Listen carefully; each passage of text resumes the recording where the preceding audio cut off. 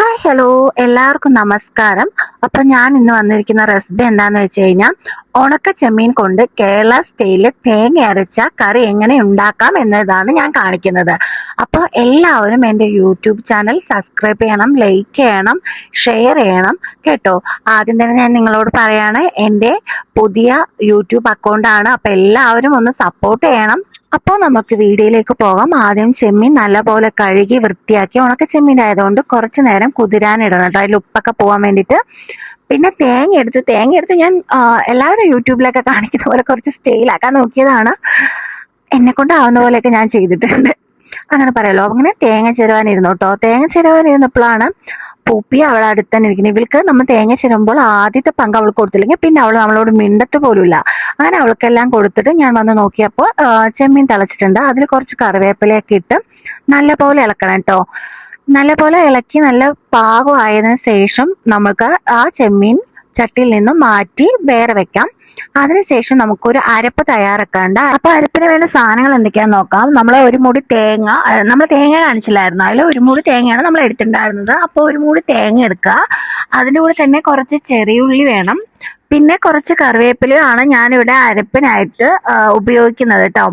അപ്പോൾ എല്ലാവരും അവരവന്റെ പാകത്തിന്, ഇപ്പൊ കുറച്ച് നിറയെ പേർക്ക് വെക്കുകയാണെങ്കിൽ ഒരു തേങ്ങയൊക്കെ എടുക്കാം. ഇപ്പൊ നിങ്ങൾക്ക് തേങ്ങ ഇഷ്ടമുള്ളവരൊക്കെ അങ്ങനെ എടുക്കാം. പിന്നെ അതിൻ്റെ കൂടെ നമുക്ക് മുളക് പൊടി ഒരു 3 ടീസ്പൂൺ ഞാൻ ഇട്ടിട്ടുണ്ട്. ഇവിടെ കുറച്ച് എരിവ് കഴിക്കുന്ന ആൾക്കാരാണ്, അപ്പോൾ 3 ടീസ്പൂൺ ഇട്ടിട്ടുണ്ട്.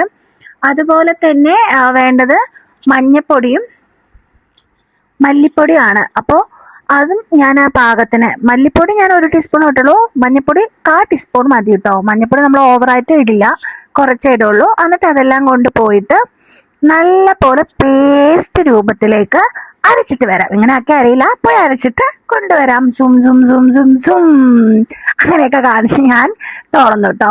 അപ്പൊ അരച്ചിട്ട് വന്നിട്ടുണ്ട്. പിന്നെ അരപ്പൊരു ഭാഗത്ത് വെച്ചിട്ട് അടുപ്പിൽ നല്ല മൺചട്ടി വെച്ചു. മൺചട്ടി വെച്ചിട്ട് വെളിച്ചെണ്ണയാണ്, ഞങ്ങൾ ആട്ടിയ വെളിച്ചെണ്ണയാണ് യൂസ് ചെയ്യുന്നത്. അപ്പോൾ വെളിച്ചെണ്ണയാണ് ഞാൻ യൂസ് ചെയ്തിട്ടുള്ളത്. നിങ്ങൾക്ക് ഓയിൽ വേണമെങ്കിൽ ഓയിൽ യൂസ് ചെയ്യാം കേട്ടോ. അങ്ങനെ ചട്ടി അടുപ്പിൽ വെച്ചിട്ട് ചട്ടിയെല്ലാം ചൂടായി, എണ്ണയെല്ലാം ചൂടായി, കുറച്ച് ചൂടാകുമ്പോൾ കടുകിടുക. കടുകെല്ലാം പൊട്ടി കഴിയുമ്പോൾ നമ്മൾ ആദ്യമായിട്ട് അരിഞ്ഞു വെച്ച ഇൻഗ്രീഡിയൻസിലെ മുളക്, വെളുത്തുള്ളി എന്നിവ ചേർത്താണ് ചെയ്യുന്നത് കേട്ടോ. പിന്നെ അതിൻ്റെ കൂടെ തന്നെ കറിവേപ്പില നമ്മൾ ആഡ് ചെയ്യുന്നതാണ്. കറിവേപ്പിലയൊക്കെ ആഡ് ചെയ്ത് കുറച്ച് മൂക്കുമല്ലോ. കറിവേപ്പിലയൊക്കെ മൂത്തതിന് ശേഷം നമ്മൾ ഇട്ട് കൊടുക്കേണ്ടത് എന്താണെന്ന് വെച്ച് കഴിഞ്ഞാൽ ചെറിയുള്ളി, അങ്ങനെയുള്ള സംഭവങ്ങൾ നമ്മൾ പറഞ്ഞിട്ടുണ്ടല്ലോ, മുളകും വെളുത്തുള്ളിയും, അത് എന്തായാലും ഇട്ട് കൊടുക്കണം കേട്ടോ. നമ്മളിപ്പോൾ കറിവേപ്പില ഇട്ടതിൻ്റെയായാലും ശരി, ആദ്യം അത് മൂപ്പിച്ചിട്ടായാലും ശരി, അങ്ങനെ ഇടാൻ പറ്റും.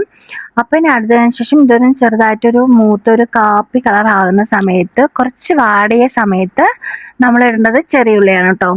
ചെറിയുള്ളി ഇട്ടിട്ട് നല്ലപോലെ കുറച്ച് ഉപ്പൊക്കെ ഇട്ട് ആഡ് ചെയ്തിട്ട് ഇളക്കാം. കാരണം ഉപ്പ് ഇപ്പം ഇടണം എന്ന് ചോദിച്ചാൽ അതൊന്ന് ഉള്ളി വാടാൻ വേണ്ടിയിട്ടാണ്. നമ്മൾ ഉണക്ക ചെമ്മീൻ ആയതുകൊണ്ട് ഉപ്പ് നമുക്ക് ലാസ്റ്റ് നോക്കിയിട്ട് ഇട്ടാൽ മതി കേട്ടോ. അതും കൂടെ നിങ്ങൾ ശ്രദ്ധിക്കേണ്ടതാണ്. പിന്നെ കുറച്ചു നേരം ഇതിൽ നല്ലപോലെ വഴറ്റിയതിന് ശേഷം അതൊരു ബ്രൗൺ കളറിലേക്ക് മാറും. അപ്പോൾ ബ്രൗൺ കളറിലേക്ക് മാറിയ ശേഷമാണ് നമ്മൾ വേറെ ഇൻഗ്രീഡിയൻസ് ആഡ് ചെയ്യുക. വേറെ ഇൻഗ്രീഡിയൻസ് പറയാൻ അറിയാമല്ലോ എല്ലാവർക്കും അല്ലേ. അടുത്ത് നമ്മൾ ചേർത്തത് തക്കാളിയാണ്. അപ്പം തക്കാളി ചേർത്തിട്ട് തക്കാളിയും നല്ല പോലെ വഴണ്ടി വരണം കേട്ടോ. ഇത് രണ്ടും കൂടി നല്ലൊരു പേസ്റ്റ് രൂപത്തിലാവും. അപ്പോൾ തക്കാളി കുറച്ച് ചൂടാകുമ്പോൾ തന്നെ ഉടച്ചു കൊടുക്കാം. തക്കാളി ഉടച്ചു കൊടുത്ത് നല്ലൊരു പേസ്റ്റ് രൂപത്തിലാക്കുമ്പോൾ നമ്മൾ അരച്ച് വെച്ചിട്ട് അരപ്പുണ്ടല്ലോ, ആ അരപ്പ് ആഡ് ചെയ്യുക. അരപ്പ് ആഡ് ചെയ്യുന്നതിൻ്റെയോടൊപ്പം തന്നെ കുറച്ച് വെള്ളവും കൂടി ആഡ് ചെയ്യണം. അരപ്പ് കുറച്ച് എടുത്ത് മിക്സ് ചെയ്തതിന് ശേഷം വെള്ളവും കുറിച്ച് ആഡ് ചെയ്തിട്ട് നമുക്ക് എത്ര തവണ ചാറ് വേണ്ടത് അതിനനുസരിച്ച്, ഞാൻ കുറുക്കിയാണ് വെച്ചത് അതുകൊണ്ട് കുറച്ച് ആണ് വെള്ളം യൂസ് ചെയ്തത് കേട്ടോ. അപ്പൊ നിങ്ങൾക്ക് എങ്ങനെയാണോ ചാറ് വേണ്ടത് അതിനനുസരിച്ച് വെള്ളം യൂസ് ചെയ്യുക. ശേഷം നമ്മൾ ആദ്യം വേവിച്ച് വെച്ച ചെമ്മീൻ ഉണ്ടല്ലോ, ചെമ്മീൻ ആഡ് ചെയ്തിട്ട് മാങ്ങയും കൂടെ ആഡ് ചെയ്യുക. മാങ്ങ നല്ല പുളിയുള്ള മാങ്ങയാണെങ്കിൽ 1-1.5 പീസോ അല്ലെങ്കിൽ 2 ഒക്കെ ആഡ് ചെയ്യാം. ഞാൻ പുളിയില്ലാത്തതുകൊണ്ട് 3 മാങ്ങ ആഡ് ചെയ്തിട്ടുണ്ട്. ഒരു 10 മിനിറ്റ് കറി നല്ലപോലെ തിളയ്ക്കാൻ വിടുക. അപ്പൊ കറി ആവും. അപ്പോൾ കറി ആയതിനു ശേഷം നല്ല പച്ചവെളിച്ചെണ്ണ ഒഴിച്ച് കുറച്ച് കറിവേപ്പില ഇട്ടിട്ട് അത് മൂടി വെക്കാം കേട്ടോ. അങ്ങനെ നമ്മുടെ പച്ച മാങ്ങ ചെമ്മീൻ കറി ഇവിടെ റെഡി ആയിട്ടുണ്ട്. അത് കുറച്ചു നേരം മൂടി വെച്ചിട്ട് നിങ്ങൾക്ക് യൂസ് ചെയ്യാം. അപ്പോൾ എൻ്റെ വീഡിയോ സബ്സ്ക്രൈബ് ചെയ്യുക, ലൈക്ക് ചെയ്യുക, സബ്സ്ക്രൈബ് ചെയ്യുക. അപ്പോൾ ഇതേപോലത്തെ നല്ല നല്ല വീഡിയോസ് കാണുന്നതായിരിക്കും. അപ്പോൾ അതുവരെയും വേറെ വീഡിയോ കാണുന്നതായിരിക്കും. ബായ്.